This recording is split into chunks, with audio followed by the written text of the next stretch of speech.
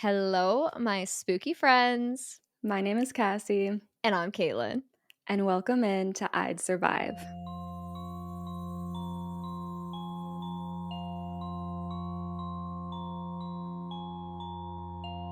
Welcome in, everybody. Here we are, another episode. And how are you, Cassie? How you been? How you doing? I've been, fine.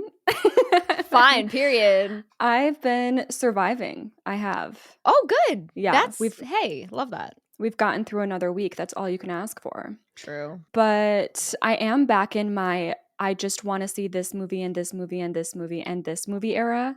We just covered Companion and you're already Yeah. jumping on the next one. Yes, I haven't seen any new horror since Companion, and there's like 5 different movies I want to see. I feel like we're in such a like movie theater cinema era again. So true. Yeah, and so like there's literally like 5 movies that have hit the theaters that I want to see, and I'm just sitting here waiting for streaming. I mean, I could go see them in the theaters. I should actually use the credits I have for the literal movie theater membership I have. But Death of a Unicorn, I want to see Hell of a Summer. Hold I on. want Did to you see. say, wait, back up. Did you say Death of a Unicorn? Wait, what did I miss? Yes. Oh my God. It's this movie with Jenna Ortega, and I think Oh. it's like a horror comedy. I haven't looked too deeply, but I believe the synopsis is like they accidentally kill a unicorn and then like try to sell its parts on the black market or something. Okay. Jenna Ortega though, so like I Exactly. love that girl. Yes. Hell of a Summer is like the campy Finn Wolfhard direct and acts in Oh. horror. Still haven't seen Hard Eyes from way back when. I'm looking forward to that. That hits streaming in like 3 days from now. Oh, no way. I think it said May 8th on Netflix. I Oh, saw it. nice. That's a quick Yeah. turnaround. That's Yeah. the good thing about like the movie theater era Mhm. is they do have quicker turnarounds these days for streaming where I will more Absolutely. realistically actually watch. But Mhm.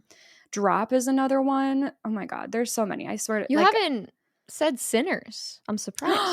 Sinners. No, okay, so Sinners is like the big talk right now. Yeah. But I'm like confused. I'm confused by it because I looked at the synopsis for that as well, and it's Yeah. like two brothers return home to face evil. And I'm like yes.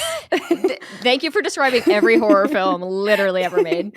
Yeah, so I'm very intrigued by Sinners because like it's got a crazy Rotten Tomatoes and it's apparently incredible, but I'm like Yes. I don't know what to expect at all. But again, yeah, that's another one I do want to see. Yeah, because my friend Mike Beveraggi, if you know Bev, he was like raving about it, and I messaged him. I was like, "So is it a horror film?" And he's like, Mm.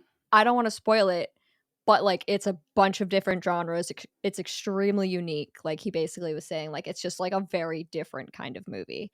And I was like, "Okay, Ew. okay, you have my attention." Interesting. Exactly. But anyways, any horror? Oh my god, I have been watching so many horror films. It's weird. Like Mm, I'm suddenly just binging the crap out of horror movies, and love. some of them suck. But some of them are Yeah. really good. I actually watched 2, in my opinion, pretty bad horror movies recently. Mhm. Abandoned from 2022. I was gonna do it for an episode, and I was just like, nah, like this ain't it. What happened? Nothing. Yeah. Period. Like Got you. nothing. It was just so boring. And then I watched The Woman in Black, which is like very respected and with Daniel Mm. Radcliffe. If that Oh, yes. yes. I remember when that came out. It was a big deal. Yeah, I just thought it was just a lot of the like jump scares over and over and over and over with like nothing Oh. really. I mean it was fine, but I was kind of bored. And then I rewatched Creep. I love that movie so much. Do you know, I forgot to tell you that I guess I don't know. The show that I'm watching right now, I'm not totally up to date, but I've been watching, it is Good American Family. Okay. It's Ellen Pompeo's new show. Who plays Creep? I have no idea what his name is. He is in this show, and I was like jump scared when he made his first appearance on screen because I've Yeah. only ever seen him in Creep. Yeah. And he's in this show. But yeah, it's actually the show is based off of the case that was okay. How do I say this? This show was based off of the case that was also used to make a basis in the movie Orphan. I definitely like I know what you're saying, I said the sentence in a really convoluted way. It was unnecessary, but but I get you. yeah, so Orphan like used this case and turned it into like a full-on horror movie, Yup. obviously. And then the show is kind of using it to just explore a lot of like controversial topics and like get you thinking, and it's more thriller drama, like family show. I don't know. It goes in a lot of directions that you wouldn't expect. And they also have said though that they're like using a lot of their own like creative freedom when it comes to the story that they're telling. Yeah. Like they're being very upfront about, you know, it not being like the real case. You know, it's not like they're Mhm. trying to do that, but it is like the premise at the end of the day, I guess. Anyways, Mark's in that. Have you seen, you still haven't watched Creep Tapes? I have not seen the Creep Tapes yet, and, like, I need to. Yeah, they're fucking weird. So I watched Creep with a friend, and, like, showing somebody else that film is such an interesting experience because you're like, "Okay, it's so weird," and, like, you just have to accept the fact that this is a very uncomfortable movie. Yeah. And also it reminded me that watching it by yourself is the better way to watch it because that makes it 10 times more uncomfortable. Oh, Whereas if you, yeah. like, watch it with someone else, you're like, "Oh, I'm so sorry. Yeah, he did just say that." Like, Yeah. this is a weird film, but No, it's yeah. I love it so much. I can't explain it. It's not even like a good movie. I just love that vibe. I think it is a great movie. Like, I think it's like a great, I don't know, found footage like is never put up there in like greatest films of all time, but Mhm. I am with you where I just love it, and I think it's literally the best found footage I've ever seen. It's so good. It's just So, but I do agree. I do agree with you that it's like better to watch alone, because I was really freaked when I watched it alone. I was like, "Oh my God." And then I watched it with my same. sister and we were just giggling the whole time. Same, right, Yeah. exactly. It's different watching it alone, but yeah. So I rewatched that, and I've just been watching a lot of horror, and it makes Love. me really happy. Yeah, I love a proper horror era. I've watched more horror this month than I have recently, so I'm hoping to keep going down that track. So, today we are covering a movie called The Slumber Party Massacre from Mm, 1982, mm. and I'm sure just by the title of this film you can kind of get exactly what's going to happen in this one. There The might be a slumber vibes. party. There might be, and there Might also be a massacre. might be a massacre. We shall see. The suspense, it's killing me. It should be. So, what's crazy is I watched this movie the first time, and it wasn't until I went and looked stuff up about the film afterward that I realized this movie was produced and directed by Amy Jones and written by Rita Mae Brown. Yes, both women back in 1982. Ooh, okay. You know what? Based on the title, I shouldn't be surprised. It's giving girly pop. Right? The other thing that's really kind of it's controversial, but, like, the writer, so Rita Mae Brown, she's actually, like, a feminist icon, and she writes a Mhm. lot of feminist pieces, and she originally wrote this script as a comedy. It was supposed to be a horror comedy script, Oh, but they shot it as a true horror film. So this gives the movie a really interesting and unique feel because there's like yeah. the script is one thing and the way it's shot is another. And it's like some moments like come off as really weird and like funky. And it's just an interesting mix of Cool. genres. We'll talk about this more at the end, but there are like feminist undertones to this film, which Mm. is really kind of cool, Yeah, especially love. given when it came out. Yeah, for sure. So we open up the film directly into the title card. Right into Mm. the title card. Some very classic, haunting, organ like music is playing, you know, Mhm. the cliche, and we get Mhm. the Slumber Party Massacre. Our first shot of the film sets us up in our environment. We're in a neighborhood. There are palm trees, so it's a warm climate. And we see a paper boy on his bike throwing papers into the driveways as he passes. Very 1982. We get a close up of one of the newspapers, and it reveals that the top story on the front page is Mass Murderer of 5, Russ Thorne escapes. Oh, of Dun, course. dun, dun. He's not Oh, gonna come to no. our neighborhood. No, he wouldn't. He wouldn't No. do that. He's got other places to be, right? Yeah. Now we're inside one of the houses in this neighborhood, and we see a girl. She's lightly tossing in her twin size bed as if she's going to wake up soon. She seems to be in high school. And her name is Trish. She's just kind of tossing around, and suddenly we just hear a piercing scream in her room. Oh. Before we see a radio on the floor and hear a host say, "Take it easy." And the girl replies with, "What did I win?" I guess Oh. this was her alarm for the morning, was the radio, and it starts out with a nice scream. Oh, unfortunate timing. I know. Trish just reaches over calmly. Somehow she's not even jump scared by this. She's just like reaches over and she turns off the alarm, but instead of just turning it off, she actually turns the channel to another station that plays a very like pretty nice instrumental that's going to continue over the rest of this scene. Nice. Trish then goes over to the closet to get dressed for the day. She changes out of her white nightgown into a really pretty purple dress. And I do want to mention that her changing here does give us full-on boob action that feels wildly unnecessary. Interesting. Yes, but this is something that we are going to come back to because I have now read a few articles on the film. I ended up reading a lot about this movie, and the whole nudity thing is a whole interesting conversation because, like I said, it was written and directed by women. Exactly.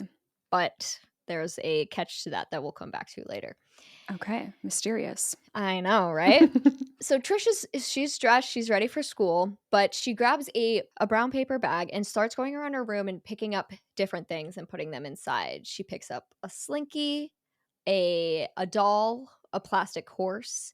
She picks up a stuffed animal dog and looks at it for a few seconds and puts it back on the shelf. She's like, no, not that. But she has a bag full of her stuff. Show and tell or black market? Black market, probably. Most likely, that's where we sell our plastic horses. It's got to be one of the two, show and tell or black market. Trish's mom calls her from downstairs to tell her that they're leaving, and Trish heads down to say goodbye. But as she leaves the room, the song on the radio ends, and we hear once again about the murderer who's on the loose. He's killed 5 women in Venice, California in 1969, and he escaped from prison. So now he's out there running around somewhere. We couldn't possibly know where he might end up. Yeah. But he's out there. Out by the car, Trish's parents are packing their stuff, and they're clearly in a rush to catch their flight. They're packing suitcases, and her father mentions, "Do we have the plane tickets?" So they're heading out for a while. That's terrifying. You know, I was the type of teenager who, like, if my parents were away and I was, like, home alone for the weekend, I wasn't, like, throwing ragers. I was terrified that I was gonna be murdered. Oh, yeah. And this is why. And this is Exhibit A. So they're clearly going away for the weekend, but Trish's mom says not to worry because Mr. Contant will be around if she needs him. Mr. Contant, who is standing right behind Trish, he's just kind of been lurking there. He's their neighbor, and he assures Trish's mother that he won't let the girls get into any trouble. Trish seems a little disappointed to hear this. She doesn't need a babysitter. She's like, why is Mr. Contant going to be watching me? Whatever. And once Trish's parents, they back their car out of the driveway, it's time for them to go. Trish drops that brown paper bag of her stuff in the trash. I guess she wanted to get rid of some of her things that maybe she saw as childish or something, before the party.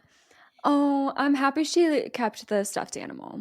Yeah, I love that moment because she picked it up and she went to put it in and then she was like, nah. I was like, yeah, that's a cute little stuffed dog. Yeah. I love that. Oh. So Trish drops that in the trash and then she starts to walk down the street holding her books. Clearly she's walking on to school, but we linger on this shot of the trash can and suddenly a hand appears in the shot and takes the plastic doll, kind of Barbie-like vibes, from the top of the bag and just takes it. Ew. You're like, ew, okay, I'm touching my toys in the trash. Who are you? Why do you do that? Yeah. Weirdo. It couldn't be the murderer. No, what? No, that would be crazy. Did you like my dramatic effect pause? The pause was awesome.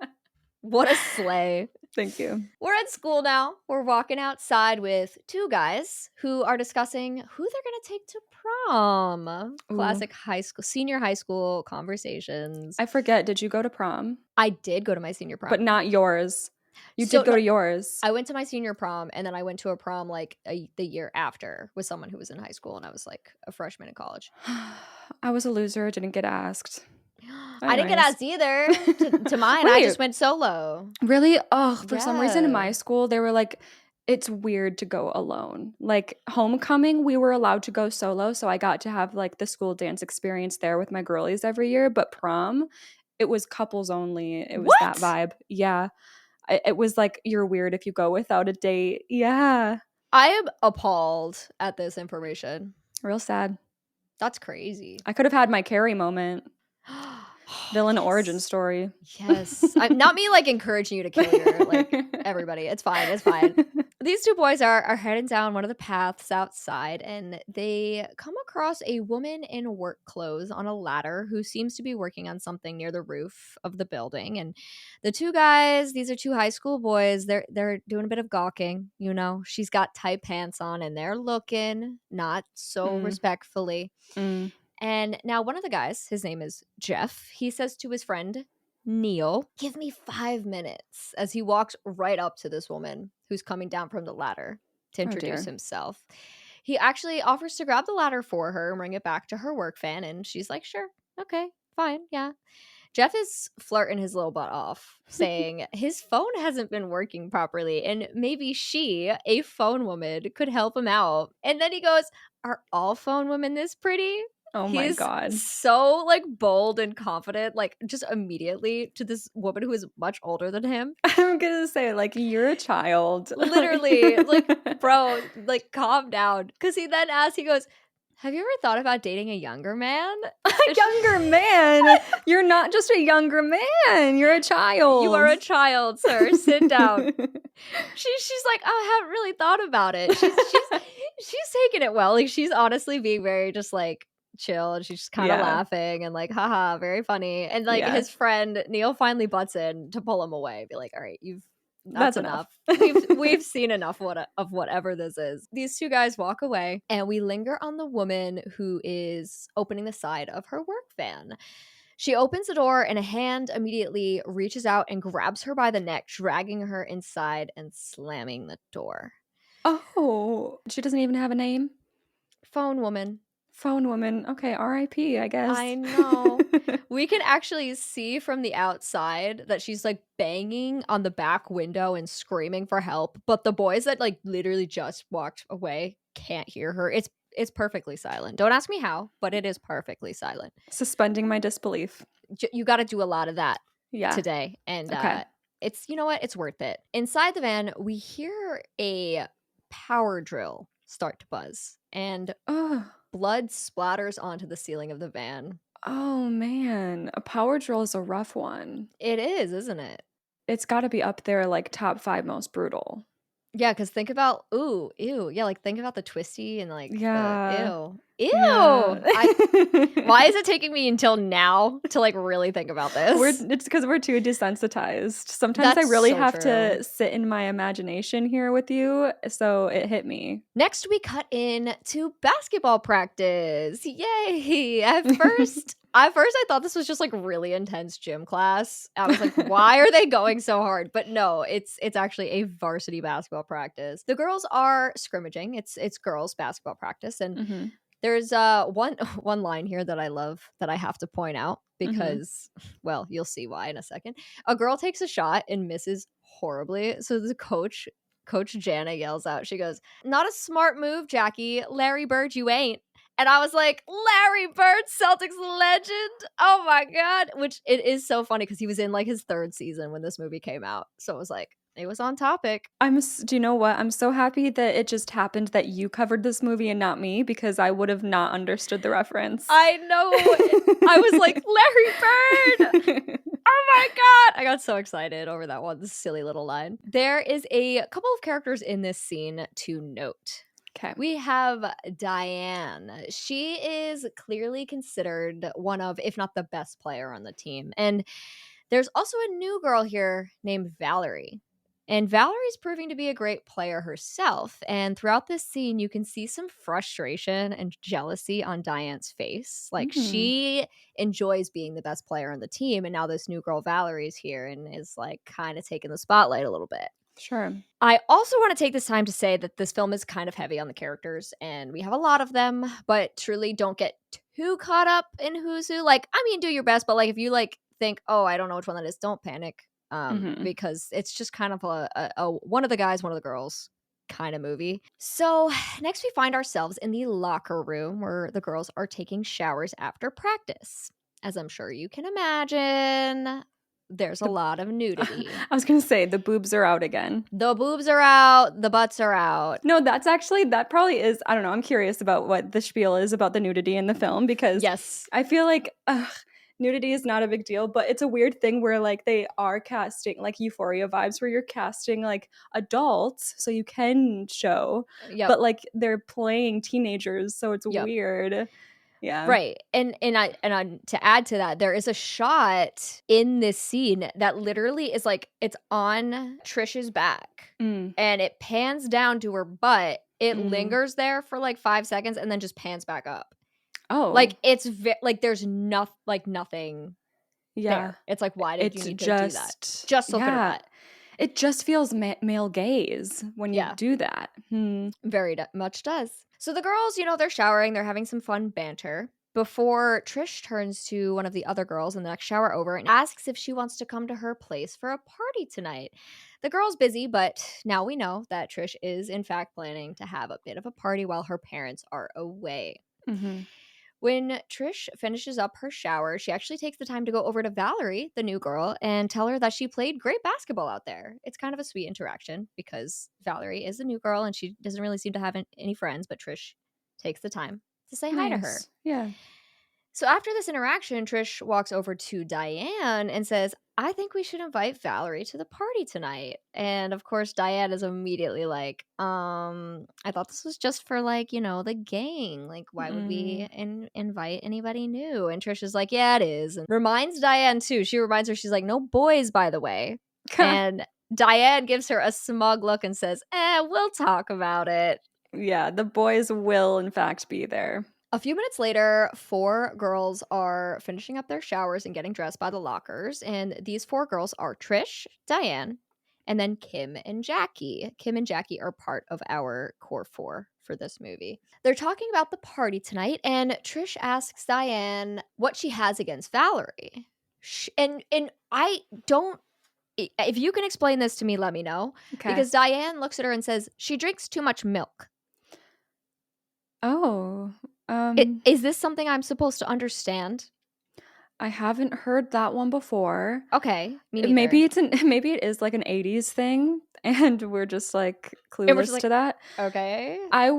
Otherwise how I would take that is like I'm just coming up with any reason because I don't need to give a real reason. Just accept that I don't like her. Like don't make me give you a real reason, you know?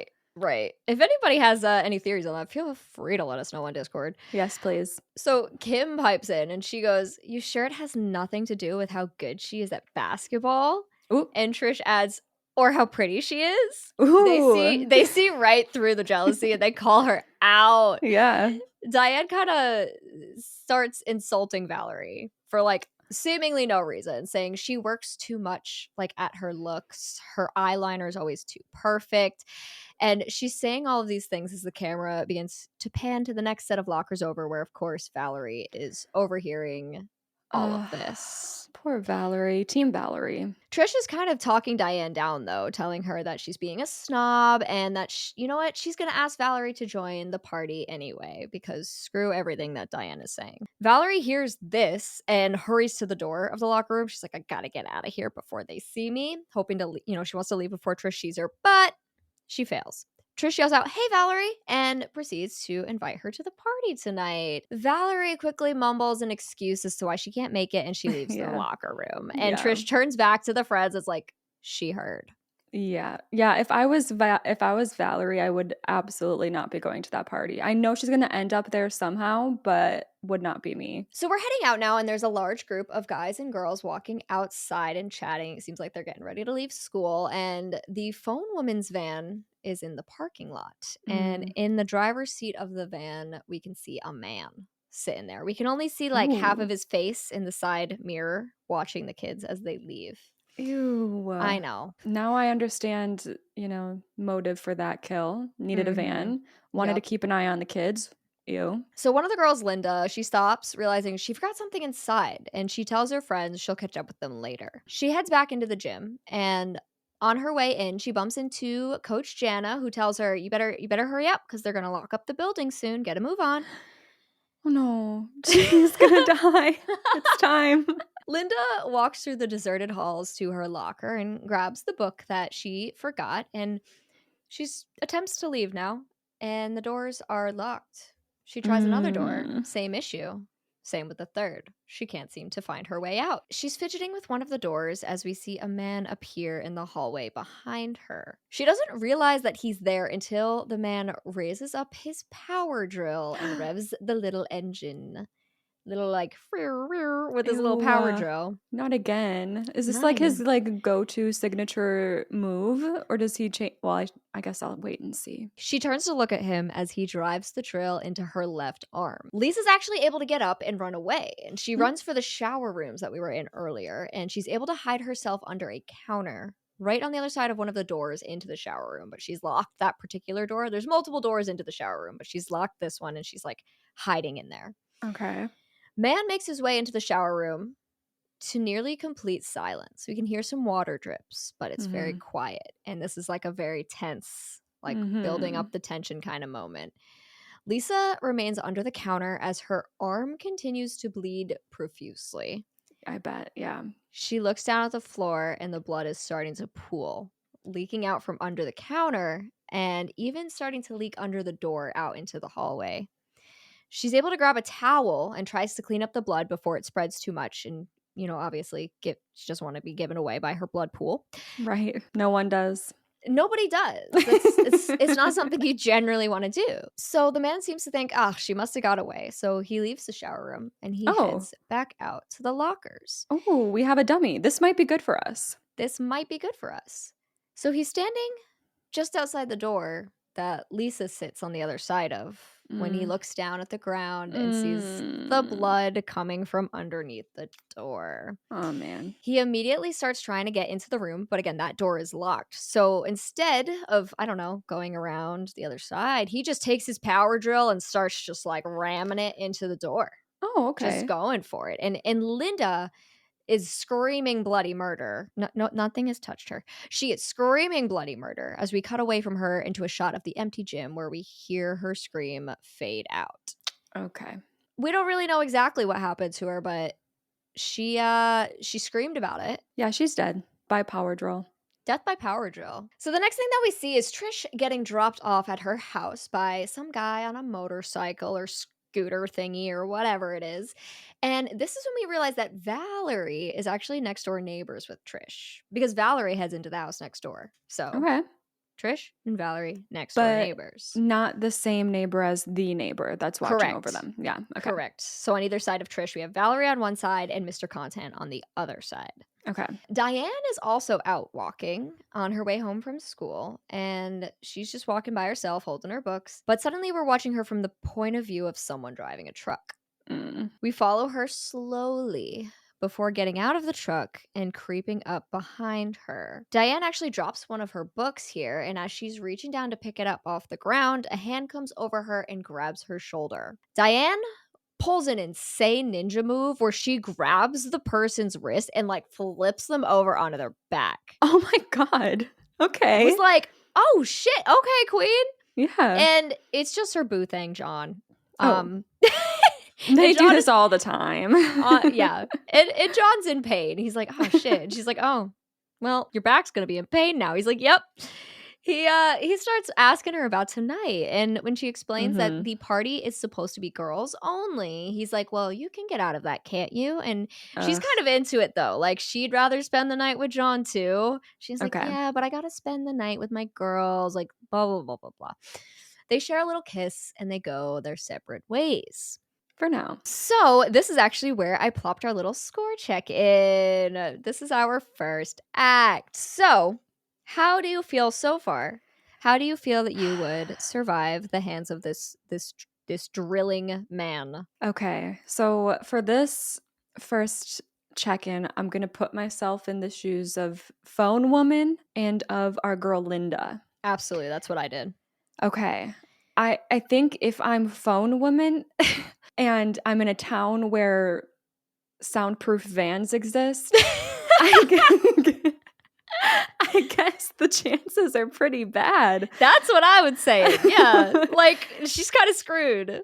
Yeah, so, like, in that regard, I'd give myself, like, a freaking 0, I guess, when I'm phone woman, because obviously I'm gonna be going to my van, like, nothing's gonna Uh-huh. stop me from thinking, like, there's no warning signs. But then, as Linda, I feel like we were locked in, but then he got in, so clearly there's, like, an unlocked door somewhere for us to escape through. So, it's a matter of, like, just keep running. Don't just like hide in the same spot for too long. Yeah. And yeah, I think like it came down to her just staying where she was when he left. Like you Right. gotta try to like keep it moving and keep an eye out for like an escape. So I'd give myself like a solid 50. 50, right Yeah. smack dab in the middle. Yeah, for her. So I guess that brings me to a 25 overall Damn. for this first act, which is crazy for a first act, especially because it wasn't like this was particularly like gruesome or scary Right. or intense. Like it just is a matter of like the mechanics of how it went down for the 2 kills. Right. I feel like this is like, if we looked at all of our episodes, I want to say this would be like the lowest score check in for a first act Yes. because these 2 people died and Phone Woman, like, she was kind of screwed. No chance. Like, it's kind of unfair. I gave myself a 65, which I now Mhm. feel like is a little high, but like Mm. watching Lisa, like, she kind of pissed me off. So, like, I feel like I would survive that and probably wouldn't survive Phone Woman's situation. Yeah. Um, so I went a little higher, but Wait, is it Lisa or is it Linda? I don't even know. L girl. The L girl with the L name, I think L it wait, girl. Linda, was it Linda? Is that what I said initially? Well, I don't know. Who I cares? actually have no idea. L girl took the L. Yep, she Phone took that woman L. had no chance. I could tell, like when you were telling like the locker room kill story, that this girlie was frustrating you a bit and like screaming too much. Like you gotta be Mhm. quiet, be sneaky. Like yeah. Yeah, I'm giving myself a 65, but you know what? That might be a little high, but I'll stick with it. Trish is in her house now, and she's on the phone with a friend, it seems, when she hears a sound from the other room. She Mhm. pauses, listens, and tells the person on the other line, I think somebody's here. I gotta go. And she pretty confidently waltzes out of the room and doesn't even really look around or anything. She just kind of like leaves and she goes to the living room and sits at the piano and starts playing a little tune. Oh, okay. Yeah, right? Maybe it's like still daylight and stuff. Mm-hmm. She's just too comfortable in the daylight. Never be comfortable, you guys. You're always about to be murdered. Period. You think there's a killer in the house? Maybe play them a tune? No.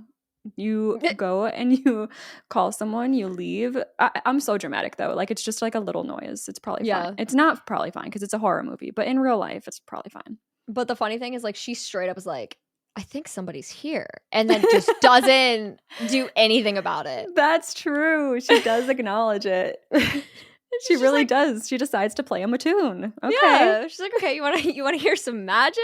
Yeah. So she's playing the piano and then she stops when she hears a footstep in the hallway. And we look over, we see a shadow of a man coming down the hall, kind of a little Michael Myers-esque, like this very stiff, slow walk. And you're just like, Ew. who the frick? Trish jumps up and heads to the front door trying to get out of the house, but the door's Okay. dead bolted. So Well, she's struggling. She's like, oh, the deadbolt. yeah. When a hand comes from off screen and grabs her on the shoulder, Trish whips around to see The Mr. neighbor. Content. I knew it was gonna be this neighbor. It's too early for her because she's just giving main character energy. Yeah. Yep. It's too early for her. I wonder if he's gonna be like a creep. I could see him being a creep. Like I have to watch the Slumber Party, but then he's like peeping Tom about it. I don't like him. Right. So because he immediately is like, oh my god, I didn't mean to scare you. My bad. Whoopsie. You're in my house. No, What do you mean? literally. Why are you in my living room? Like, what are Yes. you doing in my living room? He goes, the door was open and I didn't see you anywhere, so I got worried and came in. Like, what? No, that's weird. weird. That's weird, but also, why was the door open? That's weird. I know, that's also weird, Hmm. right? So Trish is like, "Oh, yeah, that scared me a little." And Mr. Content's like, "Just come in, let's sit down. I'll wait with you till your friends get here." So he does. Oh, this is gonna be so fun and not awkward at all. I wrote, like, personally, this feels weird to me. Yes. He's probably just being a genuine concerned neighbor, but it's also like it's like a man and there's a Ugh. teenage girl, and why are you in the house? You know what? It is something that we're like very hypersensitive to these days. Right, I right. was just watching a Scream reaction. Mm. And these two guys were like really, really freaked out, thought it was sus. The principal holding Sydney's chin in like a comforting gesture, like, "How are you doing?" And he like touches her chin and like Mm. lifts it up a little. And they're like, "He's a creep. He's a creep." And I don't think the movie was going for that at the time. No. So it is hard to tell, but my alarms do go up in this situation for sure. I can't help it. No, same. And that's why, like, I'm recognizing, like, he's probably just being a genuine concerned neighbor, but it does feel wrong. Yeah. And it's a horror movie. You don't know who to trust. Exactly. That's the other thing. We have a little more context. But anyway, next we see two boys walking down the street. It is Jeff and Neil from before, the same two boys who were talking to the phone lady, and Mhm. they are chatting and they're deciding, you know what would be fun? What if we go over to the girls' place tonight and try to scare them? Of course. Oh, yeah, you leave it to the boys. As they're chatting, they walk by the van, the phone woman's van, Oh my parked on the god. side of the road, and we get a nice little like horror stinger, like a little like Oh, yeah. we walk by. Love. It's so good. Do you see the van? It's right there. It's right there. Did you get it? That's awesome. It's amazing. So Mr. Power Drill's in the area. And remember, Valerie lives right next door to Trish, where the sleepover is happening. And she looks out the window to see Jackie and Kim arriving at Trish's house. And we, the audience, also can see a man hiding in the bushes by Trish's front door. Dun, dun, Ooh. dun. Okay. Inside Trish is pouring Mr. Content a coffee when the doorbell rings. She's like, "Oh, they're here. I'm going to go get the door." And so she lets Kim and Jackie in, and the two of them burst in and start talking about the alcohol and weed that they brought with them. Oh. And Trish is like, "Guys, shut up." Like, yeah, like they don't know. Yeah. Yeah. And of course, Mr. Content like walks into the room and he's like, "Trish, no, oh my god." He says, "No, oh my god." He says, "Listen." He goes, "Trish, I won't tell if you don't let your parents know I scared you to death." Like Oh. again, like what? Kind of weird. No, yeah, I don't like that. Any like older person who's trying to be like, I'm one of you guys. I'm cool. I won't tell. It's like, And also to be like, don't tell your parents. yeah, yeah, because maybe they know, well, I don't know. I was gonna say maybe they know something that he doesn't want them to be privy to what he did, but then you'd think that they wouldn't be comfortable with him looking over Right. them. I don't know. It's all And like subtle enough, but it's there. yeah, exactly. Like he's probably fine. But at the same time, sir, get out of my house, please. So he does. He finally leaves, letting Trish know he's right next door if she needs anything. Mm-hmm. So over on the other side of the house, we are chilling with Valerie again. She's in the kitchen making a pitcher of Kool-Aid when another younger girl, Courtney, walks into the kitchen saying, "Big doing next door, I see." Everyone around her is so nosy. Like Yeah. everybody's peering in. We got Mr. Content in her kitchen. Valerie's looking, Courtney's looking, everybody's just looking. But like Jeez. but relatable. Like I hear a noise outside my house and I'm like, "Ooh, what's Yep. that?" And it's Yep. never for me. I will always be a I look in people's windows girly, so Uh-huh. I can't is. judge too much. I Exactly. really can't. So this younger girl asks Valerie, why weren't you invited to the party? And she replies saying, "I was. I just turned them down so I could take care of my darling little sister." Mhm. So Courtney is in fact Valerie's little sister. Oh no, how little? Okay, not little. She's probably also in high school. Like I would say like she's Okay. probably like a freshman in high school and Valerie's like a senior. That's kind of the vibes that I get. Okay. The phone rings and both of these girls sprint over to answer it, and Valerie gets there first. She answers the phone and gives her sister a look as she says, "Hold on." She covers the receiver and she goes, "It's some boy." in a Oh. very older sister kind of way. Like a very like, there's a boy on the line for you. It's kind of Yeah. cute. Yeah. Courtney grabs the phone and has this little grin on her face as she goes, "Hi, Gordon." Like, it's just so cute. So like, oh my God, Aw. throwback. I love sisterhood. I know. Back at Trish's, the three girls are sitting in the living room, passing around a joint and eating chips. Now, I don't smoke, but it seems like they're having a good time. I Like know. chips and passing around a joint. Like they're chilling. Yeah, mood. And we can tell from their conversation that Diane should be here soon. We don't know where Diane is, but she'll be here eventually. Mhm. And they're laughing when they hear a crash from the kitchen. Ooh. All three of them stop and head over to investigate. They hold hands as they tiptoe into the kitchen, and Trish realizes she left the glass coffee pot on the burner and it cracked. False alarm, of Oh. course. What else is Mhm. new? Except that we've been watching the latter half of this scene through the window above the Okay. kitchen sink. And Trish heads over to the sink to rinse the broken coffee pot when she looks out the window and lets out a scream. It's Diane. Her face is pressed up against the window, making a scary face, trying to scare them. And she succeeds. I fell for that one. I was like, "Oh my God, we're gonna see him. What's gonna happen now?" Honestly, this movie does this so much. There's so much like, what is it? What is it? It's nothing. Yeah. Over and over and over. I did not keep them all in because holy shit. Like, it's so excessive. Yeah. So back at Valerie's, Valerie and Courtney sit in the living room looking at magazines together. Sister bonding time. We love it. And suddenly they hear a crash from outside and some barking. Mhm. Courtney's like, ugh, dog's in the trash again. And Valerie tells her, you go take care of it. To which Courtney replies with, what do you think I am? Stupid? I'm not going out there alone in the dark. You go. Ooh, it's dark now? It is dark now. Spooky. But in short, I think Courtney might actually be a smart girly pop. She's Yeah. like, going out in the dark alone? Mm-mm. You Couldn't be have fun me. though. Go ahead. So Valerie's like, fine. She heads outside to check on the noise. And as soon as she does, Courtney sprints upstairs. And Courtney starts looking through some drawers in a bedroom, under the pillow, under the blankets, until she reaches underneath the mattress and pulls out a Playgirl magazine. She Oh looks my all gosh. giddy as she takes it out and heads to her room. I don't think I've ever seen I forgot that that's like exists, like No, Playgirl. same. Literally, this was like, I knew Playboy existed, but I was like, Yeah. wait, Playgirl? Oh, I mean, Yeah. equality, I guess. Yay. But I like, don't know if also, I've what? yeah, I don't know if I've ever like seen that referenced before, but it would make sense that it exists. Anyways, Yeah. okay. Well, you know what?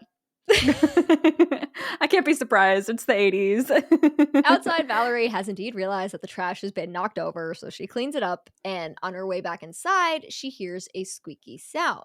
When she turns to look, one of the metal swings in Ooh. either her yard or the neighbors. Like, it's hard to tell like where the swing is, but it's Mhm. swinging and there's no wind, so someone clearly just touched it. I hate a swing set. I know. Swings are one of the creepiest like horror cliches. Yeah, yeah. Like anything, I don't know, anything childlike put into a horror movie is so extra creepy to me. And a swing set is always used, and now I have beef with them. Mm-hmm. As you should, quite frankly. Have you seen the Harry Potter movies? Yes. Do you know that one playground scene in like the 6th or 7th film that's like so scary? I know exactly what you're thinking of, and I think you're thinking of the third one. Wait, no. There's a playground scene in the third one where it's like dark, and Harry is like walking down with his suitcase because he's leaving, and it's like the little Yeah. What's it called? What are those things called that it's like a circle and you spin it and you spin I around? know what you're talking about, but I have no idea what it's called. Anyway, yeah, sorry, side tangent. Playgrounds are freaking scary. Yeah, we were both scarred by the Harry Potter playground as a So kid. scared. So, remember those boys from earlier? The ones that said they wanted to go scare the girls? Yes. Okay, well, we're going to spend some interesting time with them for a few minutes here. Oh, God. They've made it to Trisha's house, and they're creeping around the outside until they make it to a window with a clear view into the living room of the house where all the girls are hanging out. Okay. Of course, this is the time in which the girls have decided to change into their pajamas. What, all together in the living room? In the living room. With the windows, the blinds open. The blinds are wide open. So this entire next sequence is the girls like having some fun banter, talking about nothing in particular, while the boys gawk at them and their bodies from outside. And yes, we've got boobs. They're out, and the Mm, boys are like, woo woo. yeah. And it's really it's just like, come on, guy. Like that's they literally look at each other and go, what did we do to deserve this? And I'm like, you know what you deserve now? Jail. Yeah. Yes. That's a thing, right? Like, is peeping a peeping Tom, that's like is that I don't know a if it's fine? Is that jail. jail? It It's should gotta be be something. it's gotta be something. Like, if you catch somebody, like, creeping in your windows at night, Ugh. Ugh. if you don't get into any legal trouble for that, I just wanna talk to whoever is making those laws over Yeah. here. If it's only like trespassing, that would be wild to me. Like if it's just the same thing Mm, as trespassing. But I guess maybe it might maybe it just be that. is. Yeah. Ugh. The girls decide to order a pizza, so Trish calls it in while Diane offers to go outside and bring some wood in for the fire. Trish is sure to tell her to bring it in through the garage. So Diane makes her way over to the wood pile and she's looking for a few good logs to grab when we see a hand holding a cleaver appear on the screen behind her. That's not the murderer I know. I know, he don't Okay. cleaver. No What are you talking cleavers. about? So Diane picks up another log and she drops it quickly in surprise because she sees a snail sitting on one of the logs and she's like, ew, like, Yeah. me too, girly. It's fine. Yeah. And from behind her, we see the arm raised with the cleaver. It swings down and it takes out the snail. Oh. It's Mr. Content, of course. Why? Okay. No, listen, hear me out for a second. Because Diane asks him, are you on a snail hunt? And he's like, uh-huh, that makes 53 tonight. Oh And my I'm god. like, what? How did he deliver the line? Like, just, like, he was kind of happy about it. He was like, that makes 53 tonight. Oh my god, it wasn't a joke? No, it wasn't, because apparently this is the thing, because Diane's like, yeah, my dad goes on snail hunts too. And I'm like, though, can somebody, like, is this a thing? What? Because never in my life have I heard of people going on snail hunts with cleavers in their yard. And to the getting point 53. And to the point where like you're doing it in other neighbors' yards and the neighbors are just like, "Oh, good on you. How many tonight?" Yeah. What do you mean? It's like so chill. I don't know if this is like part of the comedy of the Oh, script where like yeah. it kind of doesn't fit right, or if this was like Oh. legit something that people did. If anybody can speak to snail hunting in their yard, like please go over to Discord and tell us about it, because Oh my god. I was very confused. Diane heads back inside as Mr. Content, he's just like leaving the driveway, but oh my god, he spots another snail on the ground. 54. He whispers, he goes, 54. So strange. It's gotta be. weird. It's gotta be the comedy of the script. It's gotta be, right? Oh, But then we see another man, the man, creeping up behind Mr. ugh. Content with a power drill. Oh no. We cut away, we just looking at the snail, as the power drill revs and Mr. Content screams bloody murder. He falls to the ground with a drill bit all the way through his neck. Ooh. R.I.P. Mr. Weirdo. Oh wow. I don't know why I wasn't I was expecting them to like carry out his creepiness longer Mm-hmm. rather than just kill him. Man was just trying to snail hunt, you know. I know. He was really like he was definitely like a totally fine dude. But Yeah. that gave off creeper vibes. I don't know if the creeper vibes were intentional or if we're just Yeah. in 2025 like Yeah. looking into it too much. You know what I Yeah. mean? Back inside, the girls are reading horoscopes together. Such a slumber party activity. Love.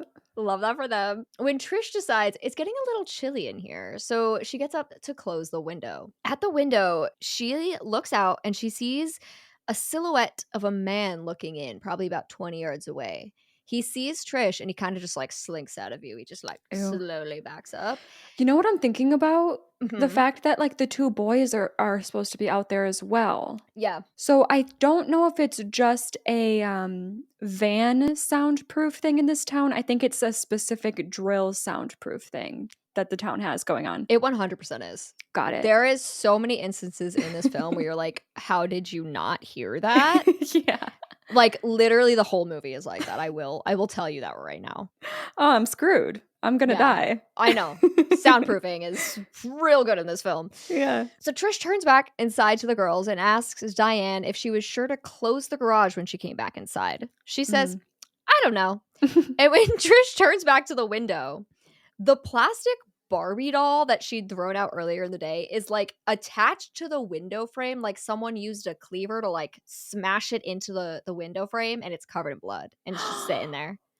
Oh my god. I do love that. I think I know, that's so right? fun. That's I so creepy. know. I know. Oh my goodness. Yeah, I would call the cops. That would be a good idea.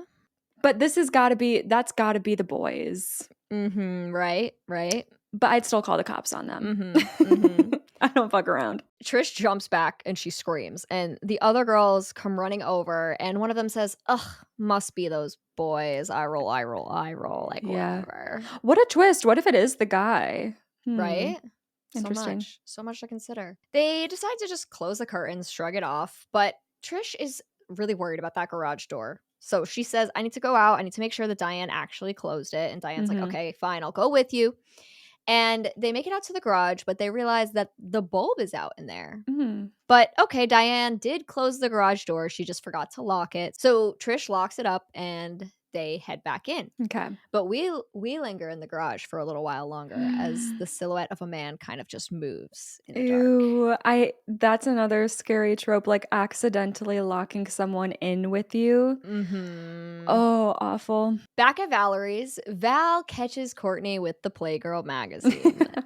They have some playful banter about it where Valerie calls her sister a pervert, but then the two of them read through some of the pages together. Sister bonding to the max, I guess. I They're like, guess. "Look at this guy." And like Valerie holds him a picture and it's like a dude's ass. And Courtney's like, "Ew." And she's like, "Okay, but you were just reading it. Like, Yeah. stop pretending." Yeah. There's a lot of these little check-ins with Valerie and Courtney throughout the movie, and it's just kind of establishing that one, that they're right next door, and two, that they are very close, like they're close sisters. Why do I need to know they're close? One of them's dying?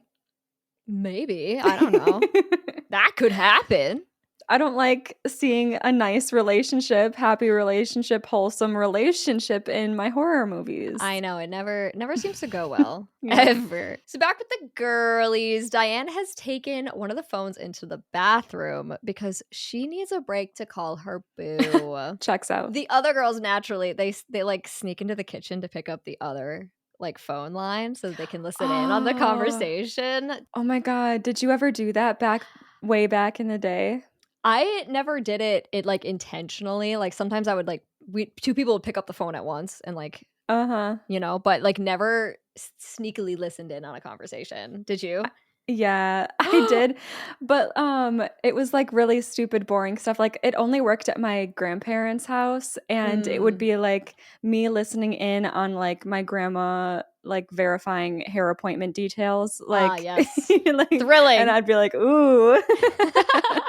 I'm so rebellious. Yeah. Diane's on the phone and she literally says like she misses her boo-boo. Like that is what she says. And the other girls are trying their best not to crack up laughing. Valid. That's embarrassing. The way that couples speak to each other is not supposed to be perceived. Right? Nobody else needs to hear that. Yeah. So we cannot hear what her guy, John, is saying on the other line, but we hear Diane say, "I love it too. Do you think I'm getting better?" And all the girls burst out laughing. I don't blame them. Yeah. You gotta laugh. They're hilarious. So obviously Diane hears them and she yells down the stairs, "Very immature, you guys." But then suddenly the lights in the house just cut out. Perfect. So classic. So the girls that are in the kitchen, the three of them, Jackie, Kim, and Trish, pull out lighters and they also look for the flashlight so they can make their way to the fuse box in the garage. They actually poke fun at this cliche because they're like, "Where's the fuse box?" And Trisha's like, "In the garage." And then they like start humming the Twilight Zone theme song, like the and they're like laughing about it. And it's like, love a little moment like that in a horror film. Yeah, cool. But regardless, they head out to the garage, check the fuse box, where they realize none of the fuses are actually blown, but some are missing. Oh. Diane turns and sees, yes, the silhouette. Wait, not Diane. It couldn't have been Diane. Oh, Diane did join them. Oh, okay. Diane was also there. Yeah. Girly Pop also joined them, I guess. Yeah. Who knows? I don't write scripts well. So Diane is also there. And she turns and sees, yes, the silhouette of a man standing in the garage. And she takes one punch right into his face because she's Oh, Diane and she's a badass. okay. It's Jeff and his buddy Neil. Okay. Yeah. Are we supposed to assume that it was them before in the garage? Or was it? Probably. Okay. Okay. Got it. Probably, yes. They hand over the fuses that they took from the fuse box and nag the girls for not being able to take a joke. Oh my goodness. Yes, hilarious. So freaking funny. Yeah. They put the fuses back in and all of them head inside together. Now, guess who has arrived at the party? It's Boo Boo John. Oh my John God. is now here. But Why would he subject himself to that? he's sitting outside and he's honking the horn. He's Oh just my sitting God. outside the house, like honking the horn. And Diane comes out and John's like, all right, like, let's go. And she says she can't go right now, Mm-hmm. but maybe they can work something out. She tells him to go ahead and pull his car into the garage at Trish's. Oh. So he does. Like, okay, sure. Diane gets in the car and they start making out, just Mhm. like in the garage. Girlie is down bad. And things start getting a little more heated before Diane is like, "Oh, we can't do this here. Anyone could walk in at any time," which is kind of what I'm thinking. Like, Yeah. I'm not doing that in the garage while my friends are inside. I mean, you do you, I guess, No, but I would not be like my that's not me. brain would just be on the friends the whole time like no, they're going to see. I'm going to be embarrassed. Yep, exactly. John asks her to come over to his place instead. They share flirty eyes, and Diane gives him a little sigh with the, okay, hold on, I'll be right back. Mm. She goes back. Not I'll be right back. She literally says, I'll be right back. Diane heads back into the kitchen where the girls are making strawberry daiquiris and trying to find something to use as ice for Jeff's soon-to-be black eye because Diane socked him pretty good. Love. Diane tells the girl that she and John are just gonna head out to get some beers and, they'll be right back. Trish is so onto her though. She's like, Yeah. yeah, okay, whatever you say, Diane. Like she literally is like, she's like, you don't have to ask for my permission. I was like, oop. Yeah. Diane kind of awkwardly now, like, just makes her way back out of the kitchen and into back to the garage to go see her boo boo. Boo boo is wild. Her boo boo. She hops back into the passenger seat and reaches over to kiss John, but when she grabs his head, it falls off. Oh, The whole thing just rolls off his neck. oh my God. So something is telling me this one isn't a prank. And and we're about to get started now. Okay. Yikes. She's screaming now because I mean Yes. she just saw a head roll, but inside the girls are making strawberry daiquiris with that blender. They so don't hear nothing. They can't hear shit. They have no idea what's going on. Oh man. Diane even starts like honking the horn of the car, and it's Oh still my like, God. nope. Still. Oh my Nothing. God, that's wild. I know. The soundproofing is crazy in this movie. Yeah. Diane, so she's screaming, she's honking the horn. She looks up, and standing in front of the car is the man with the power drill. Mm-hmm. He quickly makes his way to the passenger side door, but Diane, she's fairly quick. She throws herself over John's dead body and out the driver's side door, and she runs for the door back into the house, but the man's too quick for her. He grabs her and throws her against the wall. Diane seems to honestly completely throw in the towel here because she just like, she's up against the wall and she just like slides down the wall, like crying and like screaming. Yeah. Completely intentionally. She's just kind of given up. And the man, he revs his little power drill, and we get one of the probably most symbolic shots of the film right here. And it also is the movie poster cover. So to picture it, we are behind the man who has his legs spread.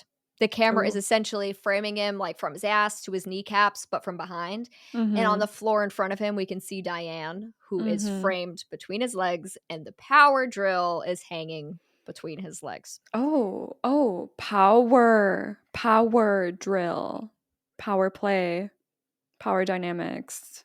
Yeah, basically men are scary. Men are scary, and the power drill is a little symbolic. It's a little phallic, and it's a little... Oh, I didn't think of it that way. I was thinking of like the wordplay of it, like I think the power it's drill both. and the like power dynamic. I mean, yeah, probably all is. There's a lot more that, again, there's stuff I want to talk about at the end. Yeah. But yeah. So he holds up his drill. We cut away, but he drives it in to Diane as she screams. Wait, can I ask how big the garage is? Like, is it a It's one like, car, two car? I would say it's probably a 2-car, but it's like only 1 car really is gonna fit because there's a ton of shit in there too, kind of vibes. So it's Okay. like there's just like a ton of stuff in that garage. Yeah. So this is where I put our second score check. So another 2 deaths, right? We have John and Diane, right? 3. And who was the other one? Neighbor. And Mr. Content, right? Yeah. It's hard to keep track. I know, yeah. Okay, so as Mr. Content, His name is spelled Contant, which is just like feels wrong to oh my me. gosh, that's how I spelled it when I wrote it down in my Oh, notes. good. Crazy. Okay. As Mr. Content, you know what? I'm going to give myself a 100 for him because I wouldn't be on a snail hunt. True. Facts. Period. End of story. I would be in my house, shut away, and I don't think that this murderer is going to go for that, his house. So 100 there. And then it's hard. We did the off-screen death of John. I think, should I just like not factor him in because we didn't see like what went down? Whatever you're feeling is fine, yeah. I'm not going to factor it. I'm guessing what happened is like it was a quick one and a sudden one and he didn't even see it coming and whatever. Yeah. But then for Diane, I'm feeling a 50% here as well for her. Okay. Because like you said, like she kind of, you know what? I wouldn't be the girl that was ditching the girls to go hang out with my boyfriend. So I probably wouldn't be that girl in this scenario, first of all. But good on her for like jumping into getting away initially, like jumping over John and getting on the other side of the car. You just gotta sprint. You gotta like you said, there's a bunch of shit in this garage. You gotta like just throw shit and sprint. And I do feel like she gave up. She gave up. legitimately, like, when he threw her against the wall, she just slid down that wall and sat there. Which is crazy, like, upsets me because of all the other things she's done so far. Like, she punched that kid. She threw her boyfriend, like, over her shoulder earlier. So, like, watching her just give up like that was a little frustrating, I'm not gonna lie. I'm gonna give myself for her, okay. I'm gonna give myself for her, like, a 59%. I think I'd be in the upper half of that situation because my friends are right there. The door is right there. There's shit everywhere. I think I would just barely be in the upper half. So then 100 plus 59 divided by 2 is 80%. I gave myself an 83 for this. Oh, interesting. Act 2. So I personally find this act more survivable than the first. Yeah, I agree. So I was like hesitant for some reason, being like, I think I might have a higher score in the second act because usually it just gets progressively worse. But yeah, I guess it worked out that way. We're surviving-ish so far, I would say. So it's time to enjoy some strawberry daiquiris. Yay. Everyone is gathered in the living room when the doorbell rings. The pizza's here. So Trish gets up to get the money and the boys head over to the door to answer it. Kim and Jackie are actually on the phone with Coach Jana because they're talking about the game last night. Who scored all those runs in the game? Maybe Coach Jana remembers. Let's call her up. Let's ask her. So they're on the phone with Coach Jana. Before opening the door, Jeff asks through the door, "What's the damage?" And the voice from the other side responds with 6 so far. And like is one of my favorite lines ever. I fear I don't get it. Okay. Because he thinks it's the pizza man. And so he's like, what's the damage? But it's not. 6 so far. Like 6 bodies. Deaths, yeah. I just love that line. Oh my God.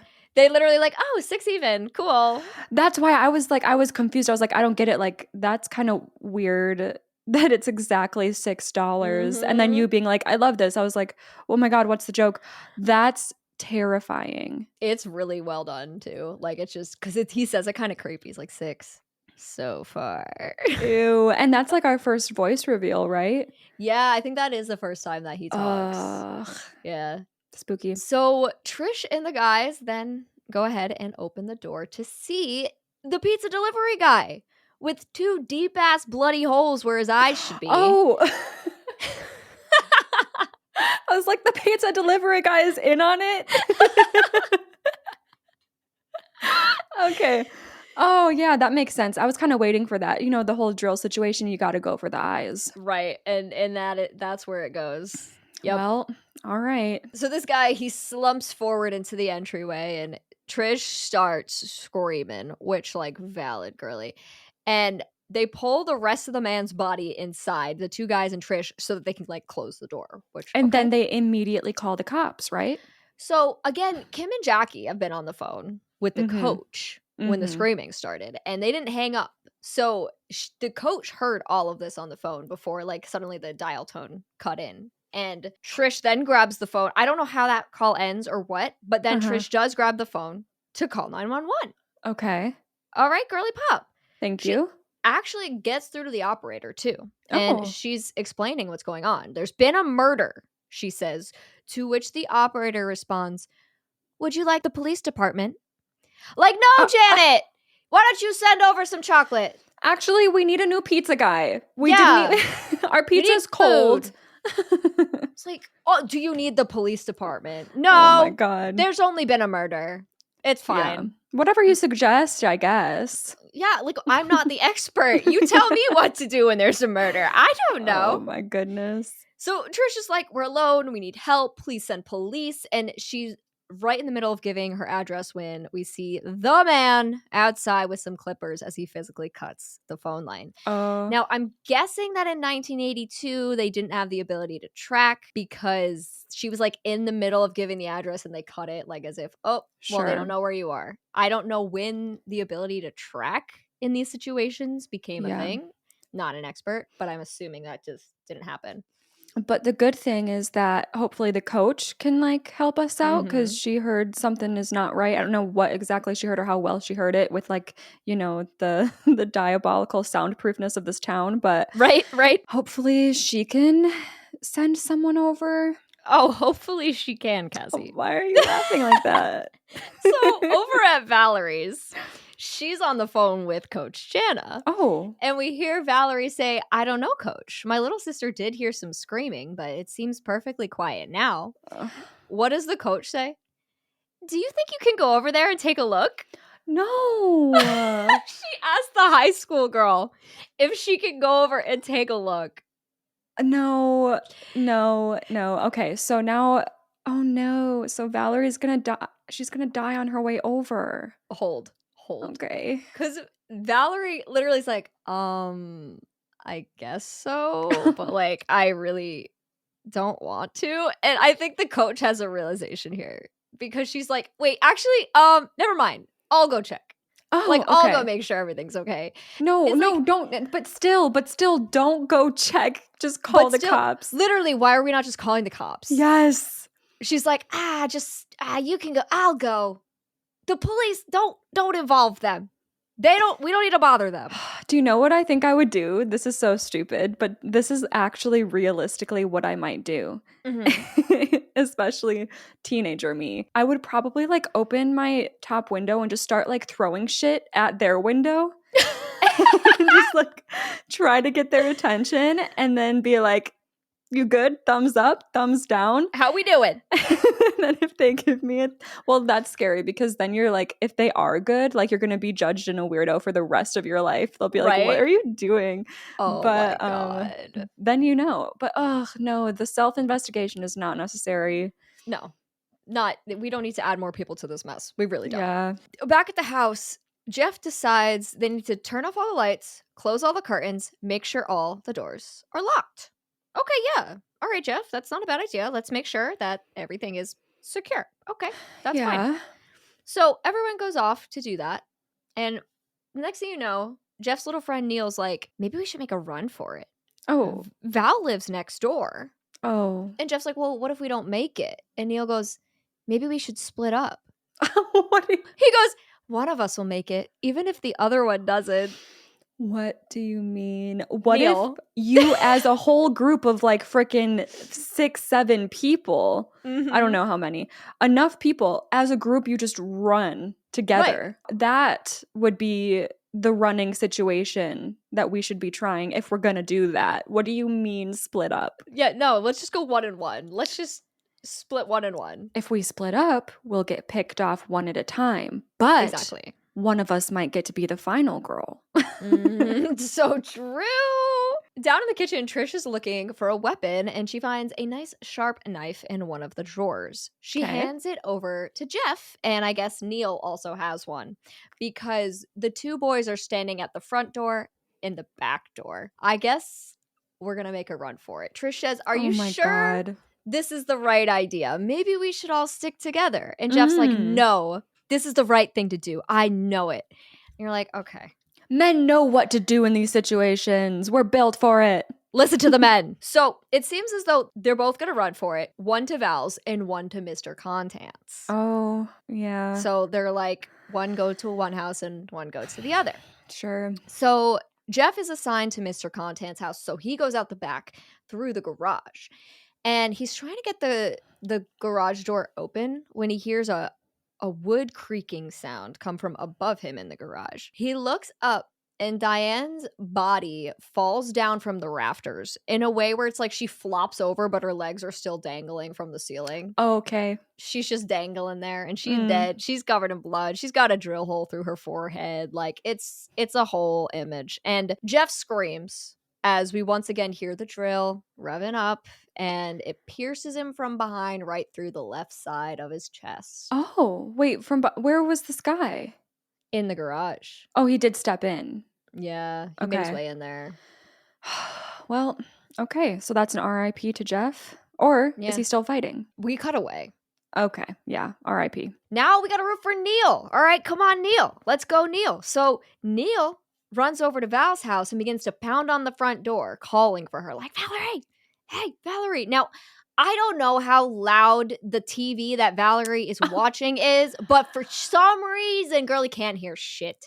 Are we surprised? She's actually watching a horror movie, which, you know, is a nice little parallel. Yeah. And Courtney's on the phone talking to a friend. I guess her friend's talking really loudly, too. Of course. So Neil's just there pounding on the door when we see Mr. Drillbit round the corner and make his way toward him. Neil turns around and sees him coming, so he starts pounding on the door more frantically, calling for Valerie. Valerie finally realizes, do I hear something? Is there a noise coming from my front door? So she gets up to go check it out, but before she makes it there, Mr. Drillman has tackled Neil to the ground and into the bushes outside Valerie's front door. So when she looks out through the glass, she doesn't see anything. She's like, weird. Wonder what that was. So she sits back down to watch her horror movie. And outside, we see Neil and Mr. Drillman rolling around on the ground in a bit of a scuffle. Now, remember, Neil has a knife, but of course he managed to drop that. Oh. So Mr. Drill picks it up and decides to switch up his weapon of choice. He raises the knife above his head and stabs Neil repeatedly in the neck and chest. And there's a fun cliche moment here because it is this thing that cuts back and forth between Valerie and her horror film and what's happening with Neil's. Cool. And it's kind of like mirroring, which obviously we see that a lot now. Yeah. I don't know the first movie that ever did that, but this was probably one of the earlier ones. Yeah, clever. But R.I.P. Neil. Thanks for trying, bud. Yeah. Did your best. So our murdering bestie, Mr. Killer, he drags Neil's body back over to Trish's house and into the garage again. He opens the trunk of John's car and we see that he's been storing his bodies in there. He adds Neil to the collection. Okay. He also decides to count his bodies. He's like, 1, 2, 3, 4. Shit. Oh. One's missing. As in he thought one was dead, but they weren't. We're gonna cut back to the back door of Trish's and look at Jeff go. He is doing the world's lamest, slowest version of the worm along the ground as he's trying real hard. He's still kicking barely somehow. Okay. We don't ask questions. And the 3 remaining girlies, Trish, Kim, and Jackie, are sitting in the living room on the floor with their backs kind of together holding knives out. Like they're just like ready for whatever's going to happen. And Jackie wants to know how much longer do they have to do this? Because her arm's getting tired and she's really hungry. Mood. Wait, what happened to the pizza? Do we have the pizza? Oh my God. Hold. So Trish looks at the pizza guy and is like, what are we going to do with him? As she points to his dead body there on the floor. And they crawl over to his corpse, inspect it a little, and determine that that man is dead. He's certainly dead, which is a great observation on their Yeah. part. They decide to cover him with a blanket, and as Kim begins to pull the blanket up, she's like, oh, he's so cold. To which Jackie replies, is the pizza? Girlie grabs the pizza box, places it on this dead corpse like a little coffee table, No. opens up the box, and she goes, well, life goes on after all, and eating makes me feel best. Like, did she lie, though? It's like, I fear, you know how before I was like, I wouldn't be the Diane in this group, but would I be the Jackie? You'd be Jackie, be like, my arm is tired. Oh my Jackie, God. my girl, this part killed me. It's every time, every time. I've watched it twice, but Yeah. I've died both times. No, that's hilarious. And like, again, it's like the delivery is, I'm guessing, like very dry. Like she's serious, which just makes it funnier. It's so good. Jeff has finally wormed his way back up to the back door. Wormed. He really, I'm not joking. He is literally doing the worm. Like, it's crazy. He worms his way back to that back door, and he is weak. Like, weak. He's literally like, he's just kind of like slumped up against the door, whimpering. Like, literally, that is it. And the girls kind of seem to hear him. No fucking way. They I hear. know! No way that they can't hear the loudest, craziest shit throughout the whole movie. But then they're like, wait, is that the whimper of a dying man? He's literally just like, and they're like, did you hear that? I can't. Oh my God. So they get up to investigate, and they each got their own knife as they're grouped together. And in a way that reminds me of how I once walked through one of those like haunted house attractions with my soccer team in 8th grade, like fistfuls of the sweatshirt in front of you, like, oh yeah, spooky. So they get to the back door, and they see a little bit of shadow movement underneath the frame, but they don't know what's going on the other side. Again, Jeff's like, he's just whimpering. He's not saying anything. He's not asking for help. He's just kind of laying there. And Jackie suggests that they open the door because what if it's Neil or Jeff? Right. And the other two are quick to put this idea down because it could also be the killer. Well, it is now because Mr. Murder has crept up to Jeff, and Jeff turns, sees him, and lets out a scream before once again the drill is raised and revved. We cut to the girls as the blood is now pooling under the door frame that they've been watching the shadow beneath, and they scream and retreat back into the house. Yeah, I wouldn't have opened the door either. Mm-hmm. You can't be too careful. Here's what I'm thinking though. Like, do you think hearing all of this going on at the back door, like, yeah, wouldn't you run to the front door? Yes, absolutely. Right? Well, I was already thinking about that just in the back of my mind when it comes to this third act where it's like, we're not in the middle of nowhere. We're in a neighborhood. You can just take your shot and sprint to anyone. Literally. And hopefully they'll hear you, Jesus Christ. But yeah, I was thinking the same thing. Like, we are not taking enough chances to just run throughout this movie. Right. I agree 100%. So we get a quick establishing shot here of the gym teacher driving out on the road. So we assume she must be on her way over to the house. Over at Valerie's, Val is calling for Courtney because I guess someone's called wanting to speak to her. Val keeps calling to her but is getting no response. She looks out the window to see Courtney outside walking down the street. And Val's like, girl, what the fuck are you doing right now? It is worth noting that multiple times throughout this film, Courtney has suggested going over to the party, crashing the party, seeing what's going on next door. She's very interested. So Val's like, oh my God, she decided, like, I'm going to go follow her. What does she think she's doing? Oh no. So Courtney has made it to the front door of the house and she's about to knock, but she sees her sister coming, so she decides to hide instead. Val makes it to the front door and she begins to knock, ring the doorbell, call for Trish, not frantically or anything, but like she really felt the need to do all three. She's just like, hello? Anybody in there? Get this over with. The girls hear her, but just kind of stand and stare at each other in the kitchen. Val gives up and begins to walk away. And Jackie's like, we have to let her in. It's help. And the other two are like, no, like we can't do that. But Jackie storms off confidently to the front door without her knife, mind you. Oh my God. The other two follow and are like, yo, Jackie, can you at least take your knife with you if you're going to do that? The three girls run to the front door. Trish and Kim stay back as Jackie flings open the door to see Mr. Drillbit. On the other side, drill raised. He swings it at her and slices her neck with it. Oh. Jackie falls to the ground as he lets himself inside the house. Trish and Kim scream and run off to a bedroom upstairs. Why? Why are you running somewhere else? Go out the back door. Back door, right? Not upstairs. Never upstairs. So they get to this bedroom and they barricade the door with some bookshelves. And like they're like, okay, we're trapped in here. Great. That's I know. really great. Perfect, right?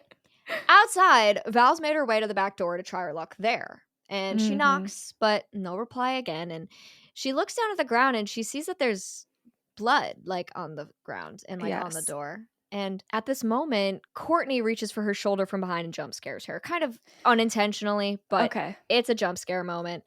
And Courtney suggests like they just head back home because clearly nothing interesting is happening here. Clearly. Val's like, well, it seems weird. They're not answering the door. The house is dark. That's weird.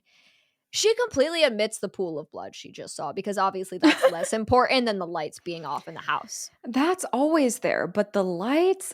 Lights are off though, man. There's like a weird lack of snails. I don't know. Maybe there's something going on. Maybe something's happening.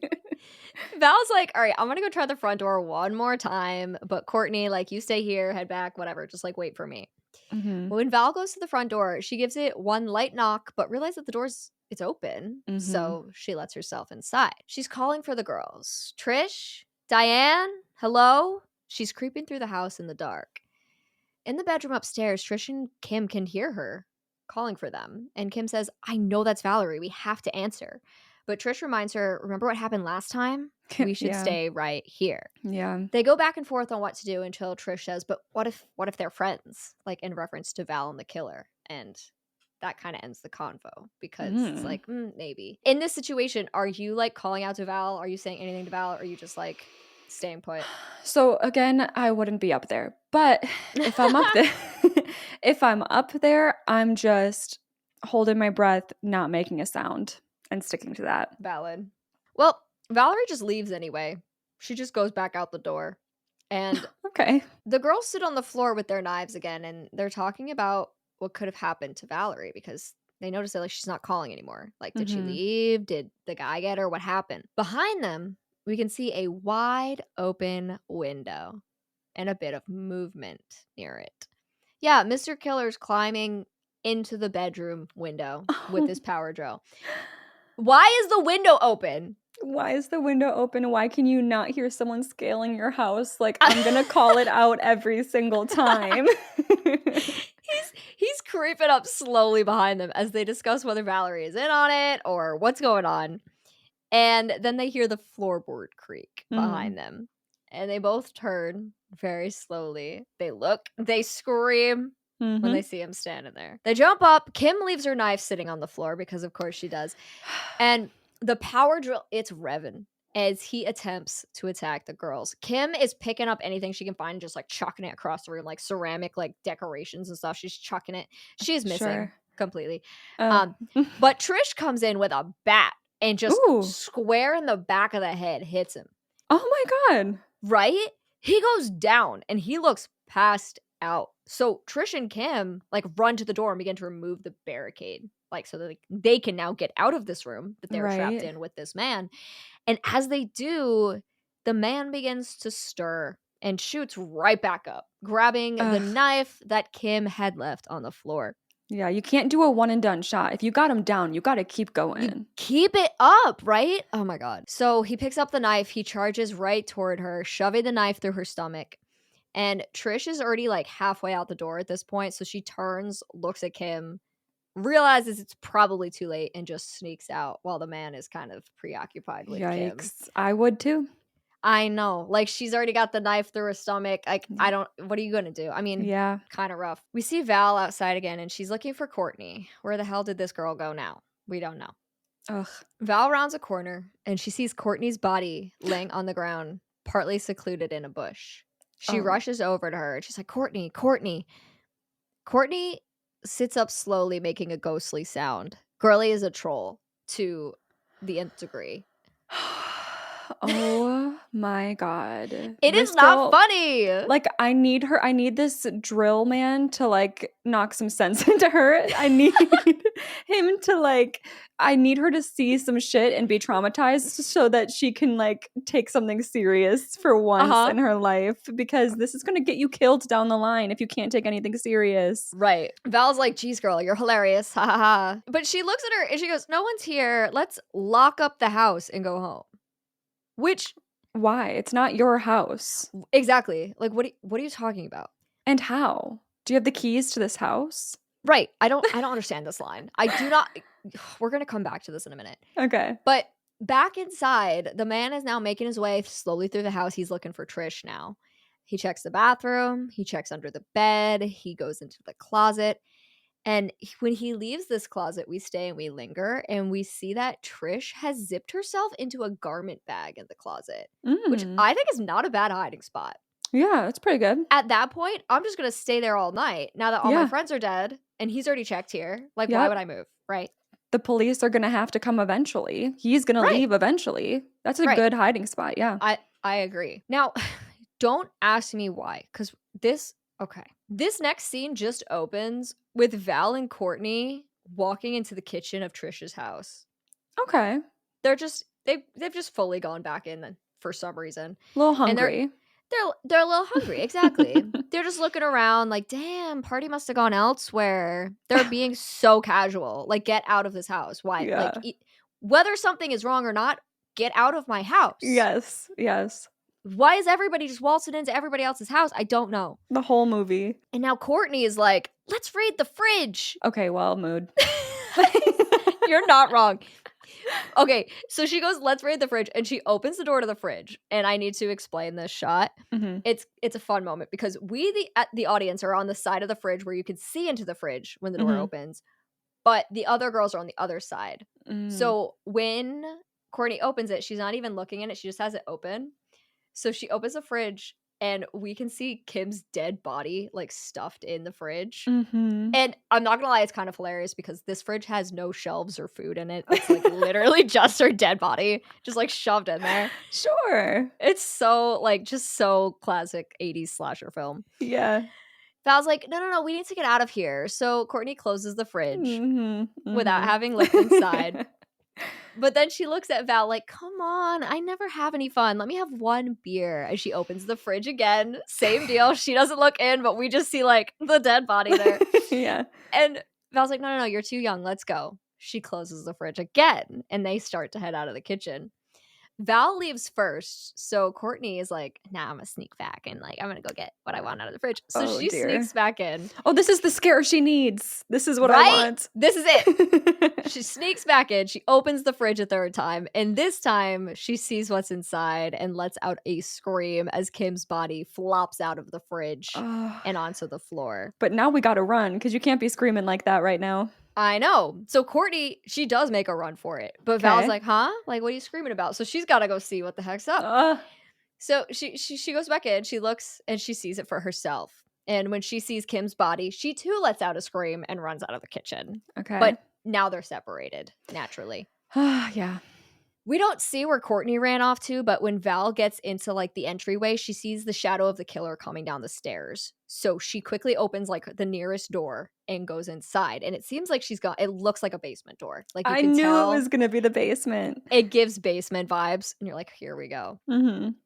So the killer is creeping around the living room now. He's like, oh, I heard some screams. Like, I'm still looking for Trish. He's walking around. He decides for some reason to move the body of the pizza man. I don't know why. But he's dragging him across the floor, and we can see that Courtney has hid herself underneath the couch, which is not, it's not really a bad spot because it's one of those couches that has, like, a little flap that, like, goes to the ground. Oh, yeah. So it's like, it's not a bad spot. So where does the killer decide to move the body of the dead pizza man? To the basement. So luckily, no, what's great is he just opens the basement door and chucks the body down the stairs. And it just tumbles down. That's such a mood. I had a basement bedroom back at my parents' house back in Uh-huh. the day, and the amount of things I just chucked down the stairs because I didn't want to walk down and put it down. You know what? I identify with this man right now. You too would throw the body down the stairs. Yeah, time. You want me to carry it all the way down these steps and come all the way back up? Nah. Hell no. Hell no. We see now that Val is down there and she looks at this body and it looks like she's gonna scream because most people do. She doesn't though. Good. You know, like it's so classic for like a girl to scream in this situation in a horror Yes. film, but she doesn't. She just makes a really disgusted face. So I'm like, okay, good job, girly. Good job. Yeah. Back upstairs, the killer, and I love this, he grabs a blanket and he gets all cozy on the floor. Like he's had a long night and he's ready for a nap. Oh. He literally just like cozies up right on the floor next to the couch where Courtney's hiding, by the way. Again, I love a cozy blanket. Like, I'm starting to really understand this man. You're getting it? You might be him, actually. Is he the one that I am in this movie? Maybe. Yikes. So at this time, the coach, Miss Jana, shows up. Yay. She's knocking on Mhm. the door, calling for the girls. And we get a shot here of Trish back upstairs. Upstairs. Trish back upstairs. She's hearing this and getting out of the garment bag. And I'm like, Oh, stay in the damn garment bag, girly pop. yeah. Coach Jana lets herself inside because, again, that's what we do here. We let ourselves into people's houses. Yep. And she waltzes on in and she's calling out to the girls. And she looks over at the living room floor and she sees like there's a body under a blanket. And she's like seems a little confused. So she's creeping over. Oh my god, is he legit sleeping right now through this? Like, he's not just getting he's actually He's asleep? under that blanket. So she creeps over. She pulls the blanket back. And bro is laying there, eyes wide open, Oh. but also completely expressionless. So it's just like his eyes are bugging out of his head with no emotion. Ew. That is the thing about this guy too. Like he doesn't speak. We get very clear images of his face throughout the whole Okay. film. Like it's not a secret who he is ever, really. He's Mhm. like we see him, but he's so straight faced the whole time. It's very weird. Scary. So Coach Jana pulls the blanket off. He jumps up, grabs his trusty drill while Coach Jana screams, but also manages to grab a fire poker from the fireplace. Like, okay, girly, Yeah, nice. defend yourself. So now they're in a bit of a standoff in the living room. Back in the basement, Valerie's found some tools and she's looking through them, looking for something to defend herself with. Mhm. She considers a drill. Nah, not that. A hammer? No. Scissors? No. Then she sees a portable powered saw blade and she's like, hell yeah. Like, I love this. So she starts to make her way upstairs with it, but man, it's plugged in. And of course, that cord is not going to be long enough to get upstairs. So just kidding. Oh. Which I was disappointed. I was like, I'm ready for like this saw Yeah. blade. That's like not nowadays. It's like you don't need the cord. So that's where my mind went. But you know, it's the 80s, and of course, It was plugged in. So upstairs, the standoff still in progress. I swear to you, they're just kind of staring at each other, like not really doing much. It's kind of funny, but the drill man is backing her into the wall a little. Like they're taking like little steps, and they're just kind of like holding their weapons out. And when the killer gets within Courtney's reach under the couch, she sticks out her foot so that he trips. nice. And it gives Coach Jana the opportunity to whack this man with the fire poker. And I will say some of the whacks, they do miss and they're not very hard, but I think that's just for the sake of like acting and filming. Like she literally like hits the pillow behind him and it's very Oh. clear, but I think it's supposed to look like she's hitting him. Okay. Okay. And then also it's like super light. It's so funny. Aw. But she's whacking him. So while he's down, Trish, who's escaped the garment bag upstairs, comes running in slow-mo with a knife. Ooh. And she heads over to this man and stabs him just once. And he lets out a scream. Coach Jana yells out, Trish, as she runs over and grabs her, dragging her away from the man. I guess she's assuming that she was going to freeze because, like, honestly, let her cook. You know what I mean? Like, Yeah. let her cook. She got it.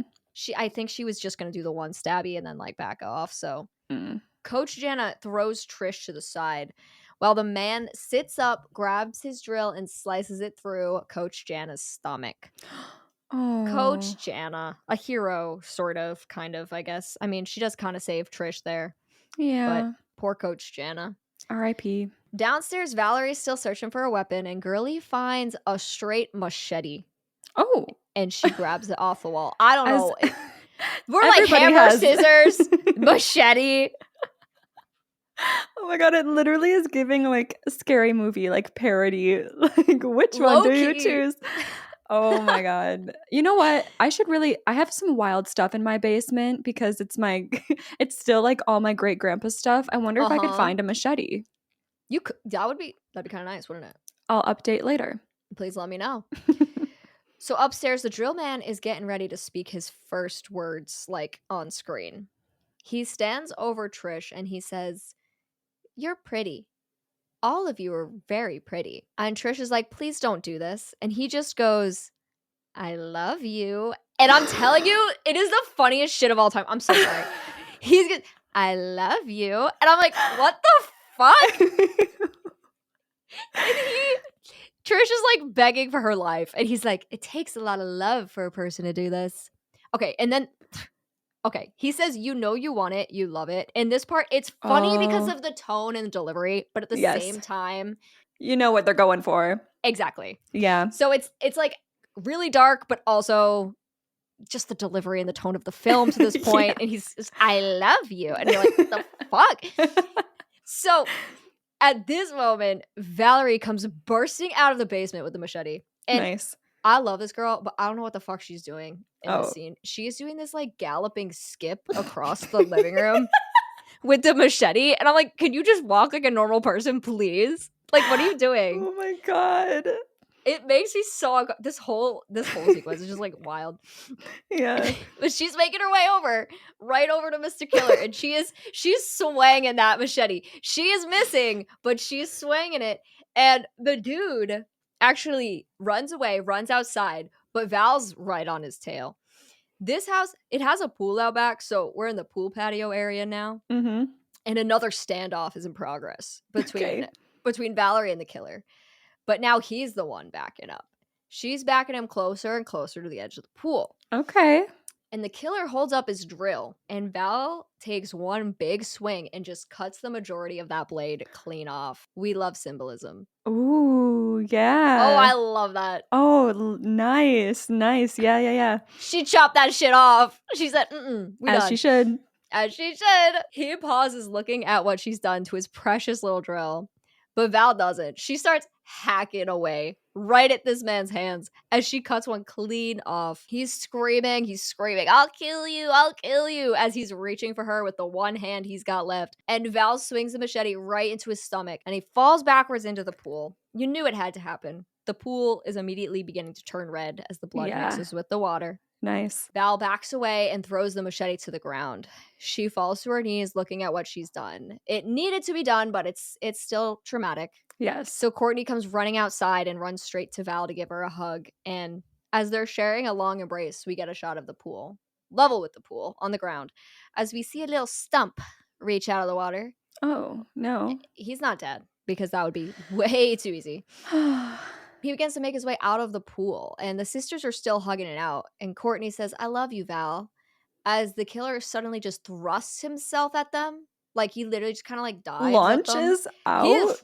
He fully just like, woo! Like, Oh I don't know. God. It's crazy. No weapon, nothing. He manages to get on top of Val, and he's like, he kind of like starts choking her, but like with his one good hand, but then he decides he's gonna like do a back slap like across her face. It's weird. I don't know what he's doing. Courtney tries to fight him, but he throws her off very easily. And suddenly, again, very similar to the last time, Trish suddenly comes running out, slow motion with the knife again.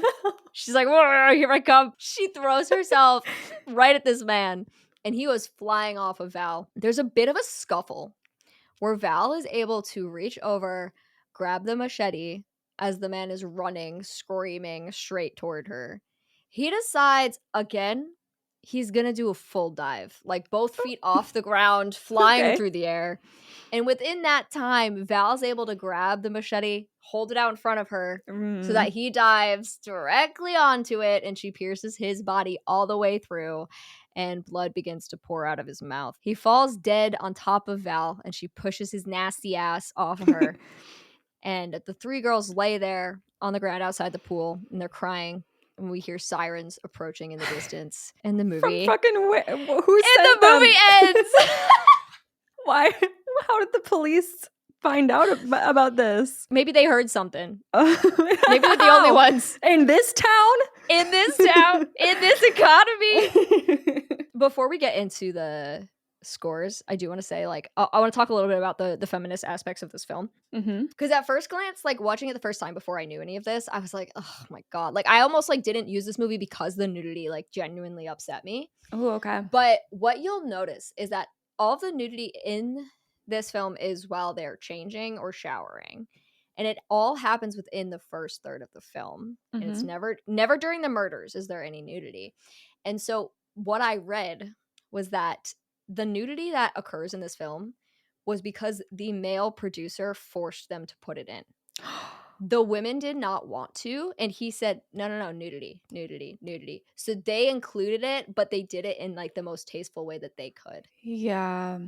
Wow. By just doing it where they had to, which I found super interesting. Yeah, I can't be surprised, especially in the 80s. I feel like the 80s was probably the most like in your face kitschy about nudity and horror. Probably, that checks out. So I could totally see it being like a male producer's box to check at this time. Absolutely. And thank God it's not like that anymore. But yeah, that makes sense. Earlier when I was like, this feels very male gaze, you were like, Yep.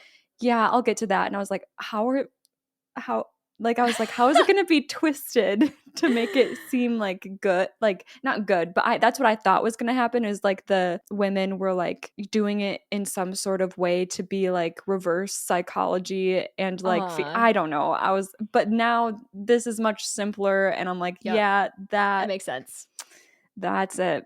The other like aspects of this film that I like, the girls are all athletes and they're very interested in sports. They spend a lot of their time talking about sports. They're resourceful. They use a variety of weapons where like the killer is mostly just using the drill, which is obviously a phallic symbol and all of that, but they are using a variety of different things. Yeah. There's also suggestions within the film. Now, this is kind of more just speculation, but that Coach Jana is a gay woman, which is a slay, because the writer is a lesbian. So like they think that she put some of that in there. There's a whole scene that I cut out because it like I didn't need to include it, but when Coach Jana gets home at one point, there's another woman there putting in a peephole in her door, like she's a work woman. The phone woman is a work woman. Oh yeah. Val is super badass, and the characters in this film, like they are very tropey, but like in a lot of ways I feel like, and other people feel like they're more human than a lot of characters you see in these slashers. So I don't know, there's just I read a couple articles about it, and like I'm now obsessed with this movie, and I don't think it's like an amazing film by any means, but like I loved it so much, and it's super campy and super ridiculous, but really, really fun. I was gonna say, it sounds like a camp staple, but then when you look further into it, it's like, oh, they actually did a lot of cool things here on top of it, but in the guise of it just being a camp staple. You know what I mean? Yeah, exactly. No, it's really fun, and I guess this one does have a big following. There are a few sequels to this film, but if you haven't seen it, if you're listening and you haven't seen it, I do recommend, like, if you're just looking for like just something fun to watch, it's an hour and 16 minutes. It's just really fun. So if you're looking for cheesy camp, give this one a watch. It's so good. This is another one I'm excited to like get visuals on for sure. I gotta go back, and I forgot to average my Oh yeah, scores. Go for it. Let me think about what my final, like my third act is gonna be. Yeah, go ahead. So we have the boys. The boys didn't really have much of a chance, especially Jeff. Like he just got snuck up on. Neil, he got to like fight back a bit. I guess if I was Neil, I would use the knife. He was not using the knife, and it got stolen from him. Right. So I would have very much been aware of like the weapon that I decided to bring with me to use. You would think. Oh, and then Kim, again, like there's nothing more she could have really done there, except like I said, I would not have gone and hidden. I don't know. There's so much in this third act where it's like I would have just ran as far away as possible. Like I feel like there were opportunities to do that. Absolutely. We had a lot of confrontations because people were just like either snuck up on, weren't using their weapons, or were trying to hide rather than run. And that's how I felt like looking at this. I was struggling because I was like, I would not survive the altercations, but I don't think I'd end up in the altercations. Right. And that's why I was struggling with this film in particular. Because I'm like the ways that they die suck. Mm-hmm. Like they really do get snuck up on and stuff. But there's so many points where I'm like, just run out the front fucking door. Yes. And you'd be fine. Yeah.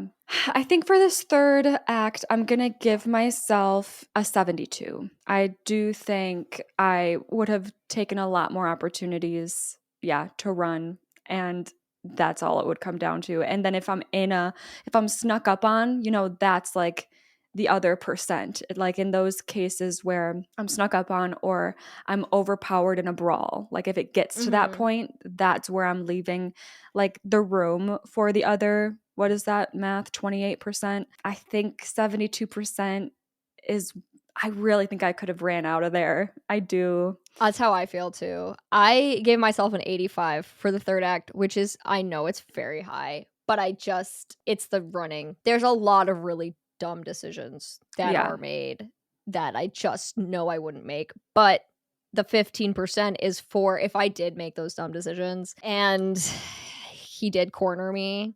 I mean, he's got a power drill. Why do I feel like I would have a better time fighting a power drill than a knife? I don't know, but I think I would. I think so, because with a knife, there's more like literal spatial area to cut yourself, whereas like a power drill, it just has to be that front direct drill. Yeah. So there's more to grab onto and like push away. Right. If I did my math correctly, I believe my final average is 78 for the whole movie. Mine is 60%. Okay. So our combined is 70. Oh, is it? Yeah. Wait, is it? I could have done it wrong. Yeah, we should double check each other when we do this, because I'm not a math girly. I got 69. No, it is 69. Wait, it's 69, but like I was in like the round up mentality for some reason when I didn't need to be. Okay, yeah. So 69%. Hey. Not for the fucking like sexual phallic film. Like, that's crazy. That's crazy. Wait, help. Why? This is the craziest film to get that percentage. That is so funny. 28% for 28 days later. That, I still can't believe that happened. That's so wild. 69% for Slumber Party Massacre. It's fate. It just fits. That's the episode. I hope you guys enjoyed this one. I enjoyed it maybe a little too much. I'm so sorry. I have fun with it. If you want to check us out, you can check us out on Instagram. You can check out our Discord, which is linked on our Instagram, and let us know. Would you survive?